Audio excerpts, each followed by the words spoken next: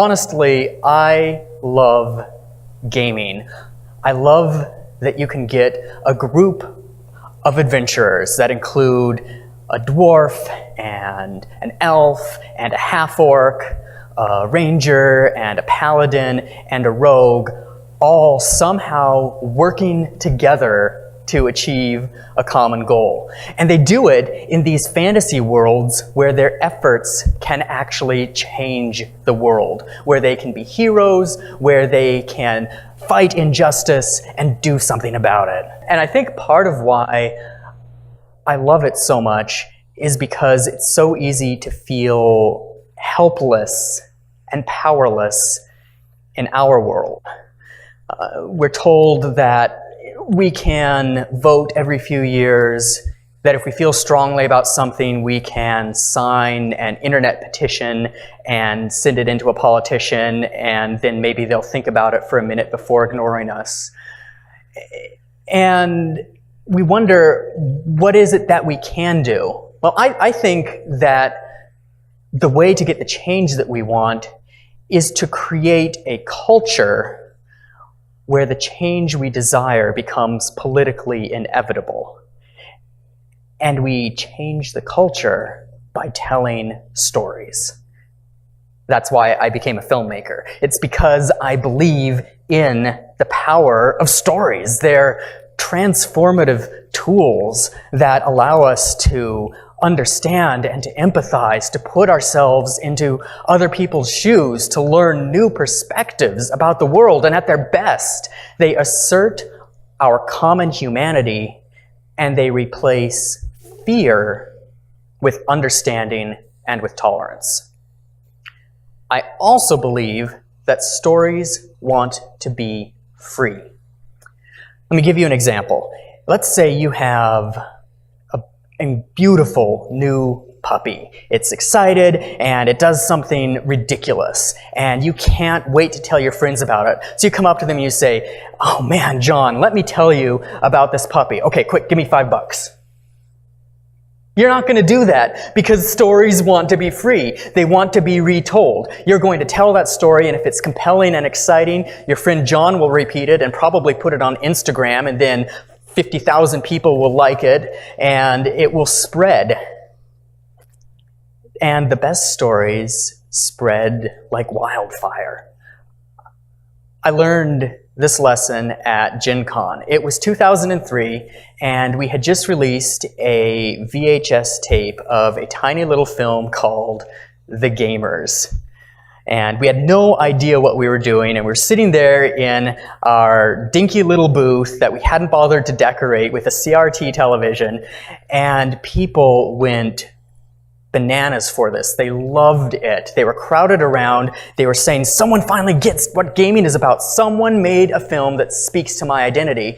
And, well, let me give you an example. 15 years after the fact, I arrived at Gen Con a few days ago. I had been in this hall for about 30 minutes before someone walked up and said, "Your movie changed my life." 15 years later, people say things like, "I was finally able to explain Dungeons and Dragons to my parents. I met my husband because of your movie. Your movie helped take gaming from the basement to the mainstream." We produced a film that spoke truthfully about gamer identity, and that helped in its own small way to change the culture. And then we did it again, hopefully better, in 2008 with Darkness Rising. Now, the thing about both of these films is that they succeeded despite us. They succeeded because stories want to be free. They succeeded because even though we had no clue how to market or distribute our work or how to get enough of it out there, people bypassed our incompetence, pirated the movies, and made sure they got seen. It was awesome. The thing is, though, Darkness Rising was and remains a commercial failure. But this wasn't because of the piracy. we wanted to play by the rules. We had the opportunity to get a Hollywood distributor who was going to get the story out into the world, and they were going to make us legitimate, gosh darn it. So they started sending us statements, and the film was doing really well, and they owed us a lot of money, and the 2008 financial crisis happened, and they didn't pay us ever. Okay, a little bit at the beginning, but then nothing. And 10 years later, we're still working on trying to pay back that debt. And it's a sort of experience that could have easily made us want to give up because it was so disheartening. But we wanted to keep telling stories that matter. And because the traditional rules had failed us, we threw them out. So traditional media distribution is based on scarcity. Supply and demand determined cost, the economists tell us, and then we need to build all of these systems of middlemen who can help with physical distribution to get the product from us to the consumer. But of course, the internet changed everything. If traditional distribution operated on scarcity, the internet operates on abundance. It's basically a machine that can make perfect, infinite copies of our work at no cost to us. It's amazing. And of course, stories want to be free. Now, traditional media reacted very poorly to the internet and to piracy and to copying and to sharing cultures, and did everything they could to reimpose artificial scarcity on the net with digital rights management. We're seeing that now with some blockchain initiatives. And almost always, the efforts and systems that they imposed were designed to benefit and to hold up and sustain the middlemen, not the creators. We wanted no part of that. We saw what happened in the music industry. So we decided to embrace abundance. We launched Zombie Orpheus Entertainment in 2010, and what we told people is, we are no longer in the business of selling units. We are in the business of creating a sustaining fan base. And in order to do that, we need to let our stories go. They need to be free. So we were going to give away all of the non-commercial rights to our work. Take it, share it, remix it, pirate it, do what you want with it, get the story out there into the world, and if you fall in love with it, and this is the magic part, you, the audience, are empowered to keep the story alive. Our tagline was, no studio, no network, no cancellation.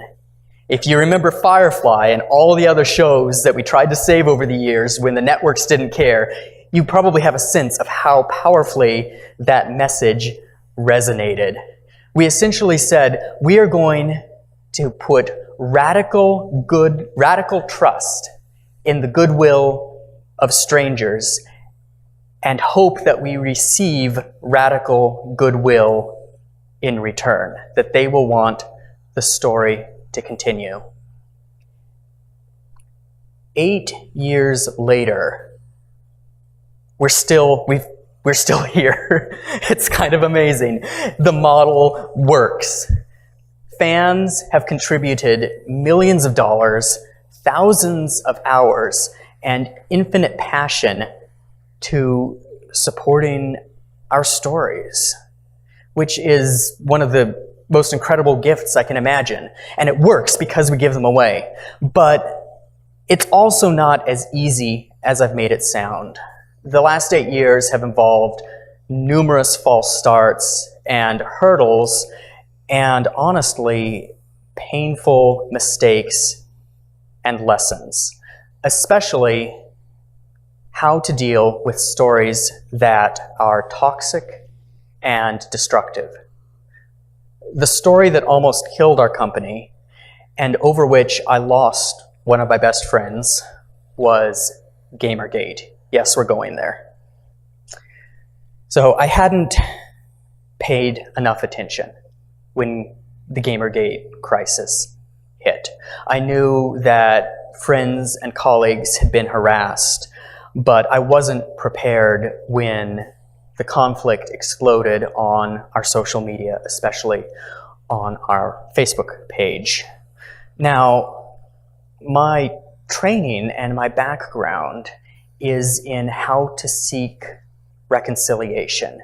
It's how do we find a dialogue? Where's the common ground? So my immediate response when this conflict happened on our page was to seek a dialogue with Gamergate. And I should have known that something was wrong the moment that several fans praised us for giving them a place to have a conversation about ethics in gaming journalism, which apparently meant treating women incredibly poorly and saying that they shouldn't be involved in the game industry.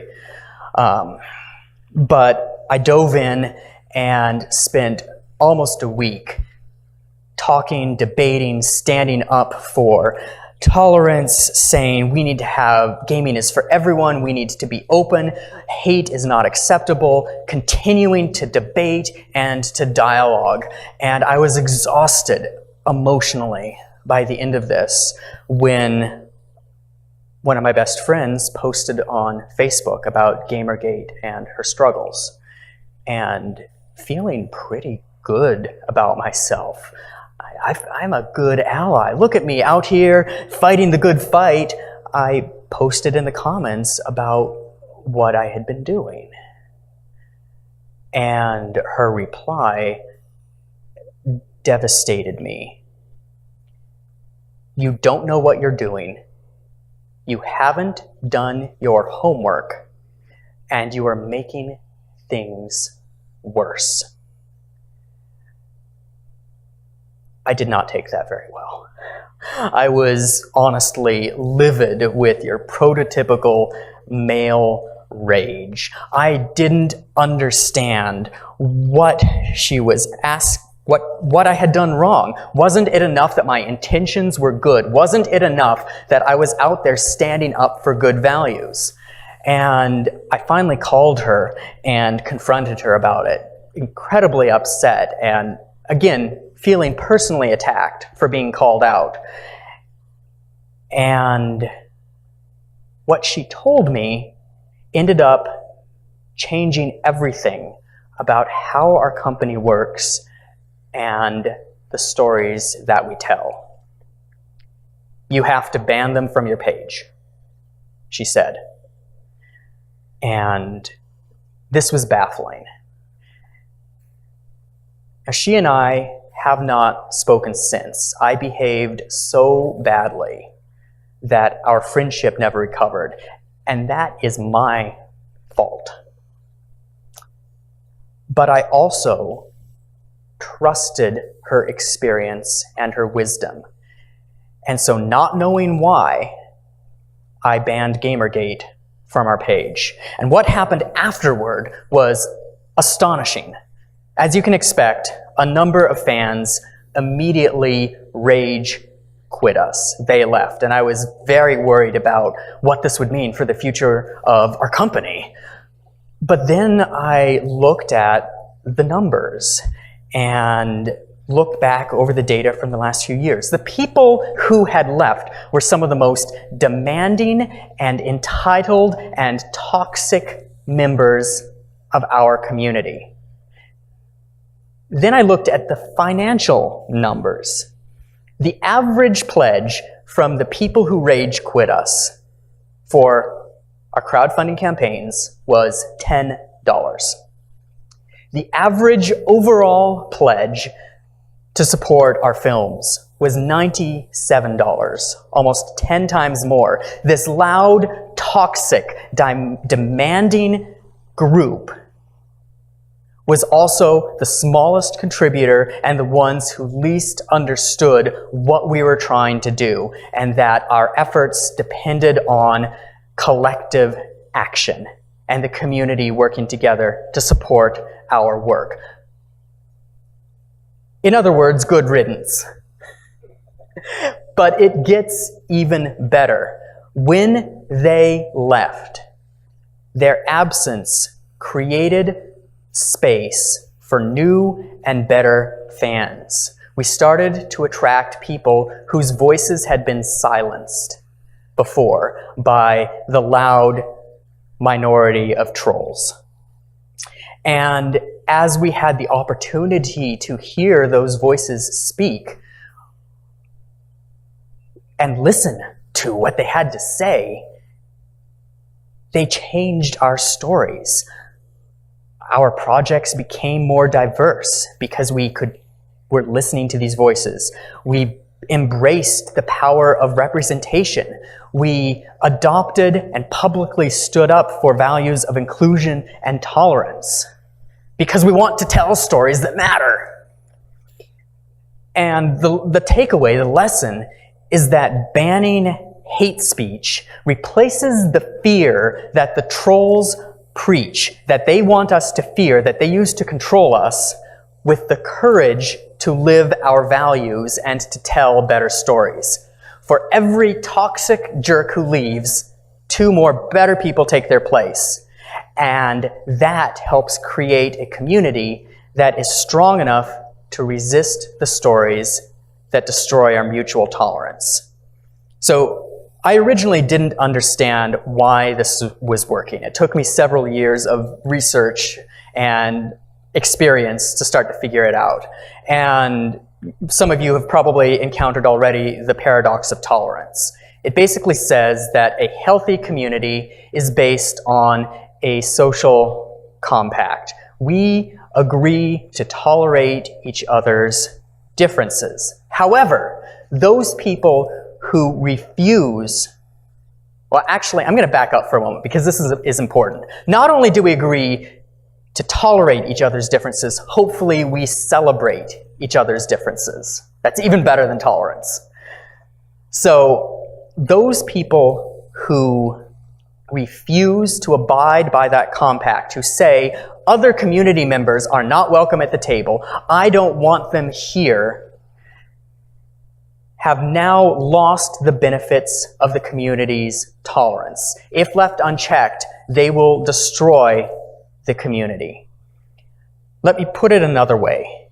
If someone comes to your gaming group and says, I'm so excited to game with you, thanks for letting me in, I'm going to flip the table.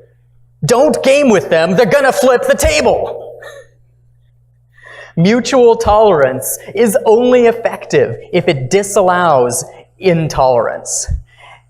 Now, it gets more complicated, but the complexity is important because the trolls have become incredibly sophisticated at weaponizing our value for tolerance as a culture in order to confuse the issue, to claim false equivalence, to say that there's no difference between the harassers and the harassed, between the oppressors and their targets.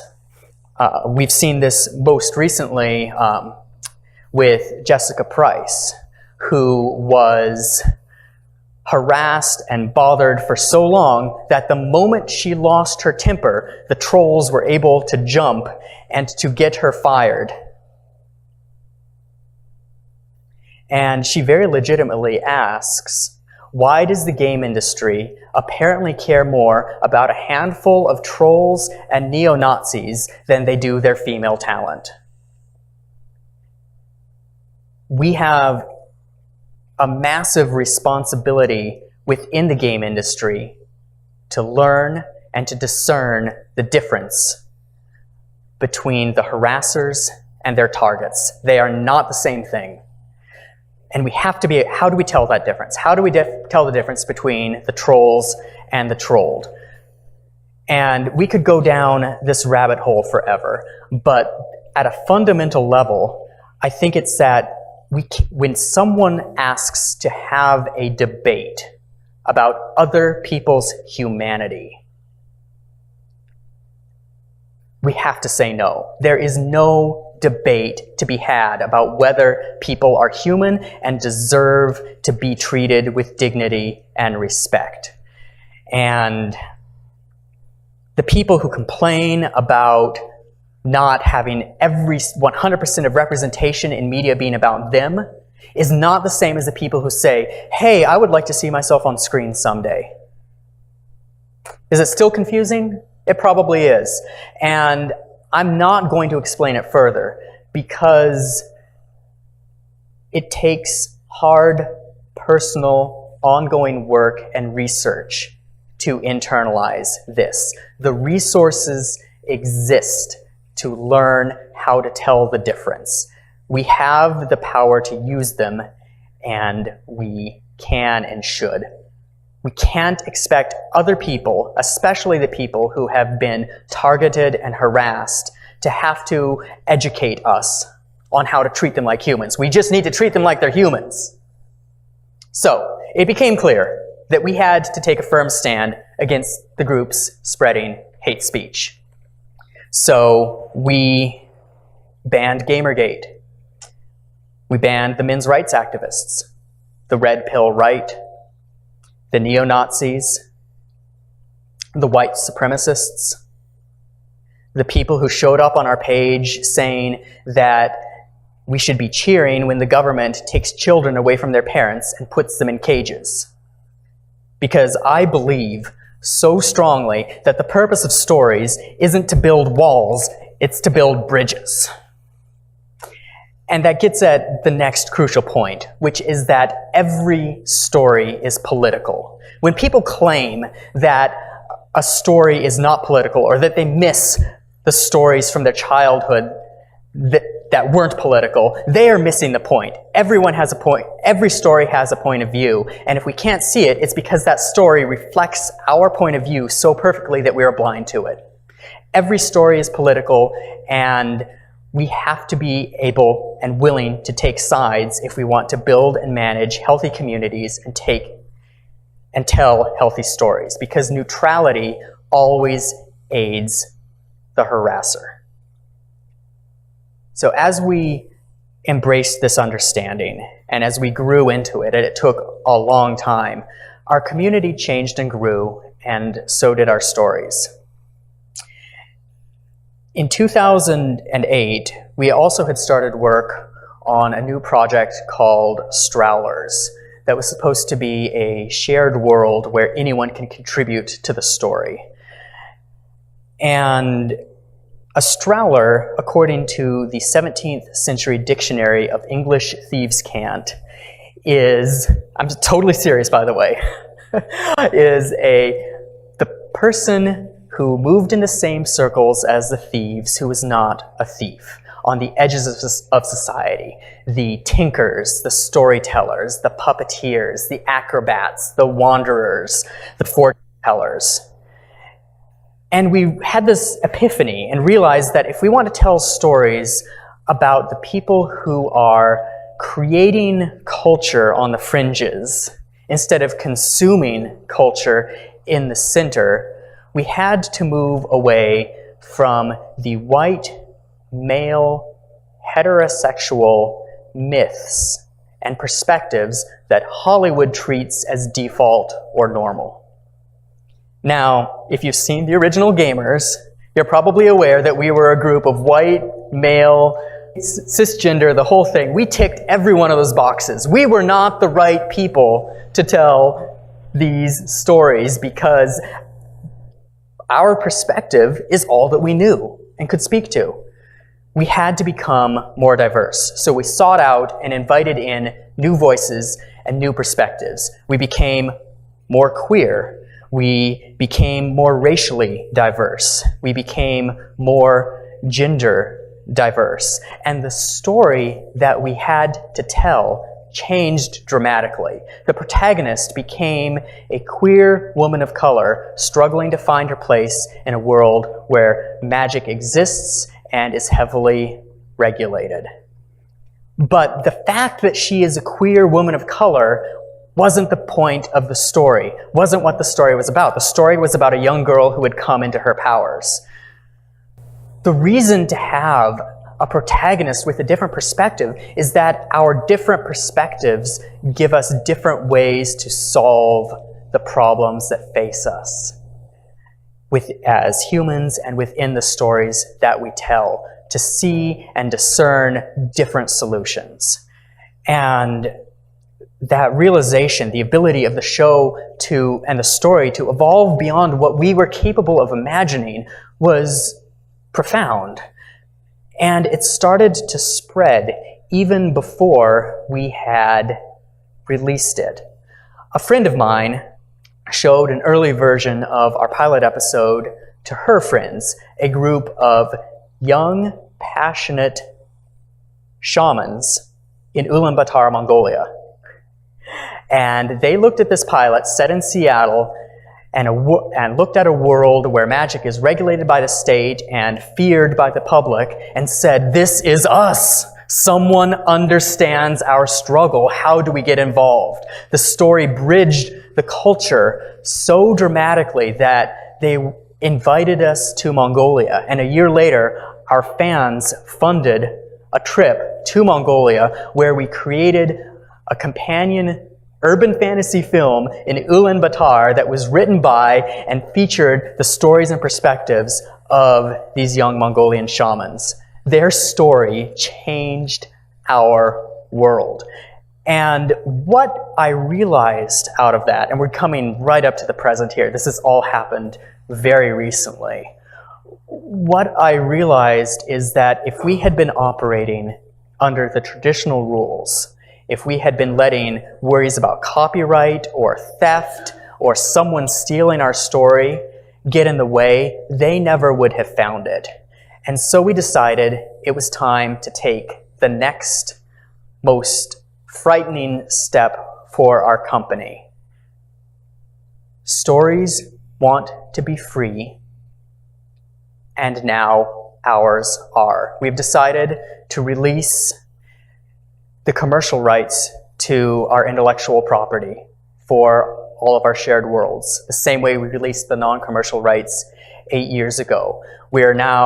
We've created a license agreement to help moderate it, to offer a basic level of legal protection for everyone. But the goal is to not let money or economics or anything else stand in the way of that central message that stories want to be free.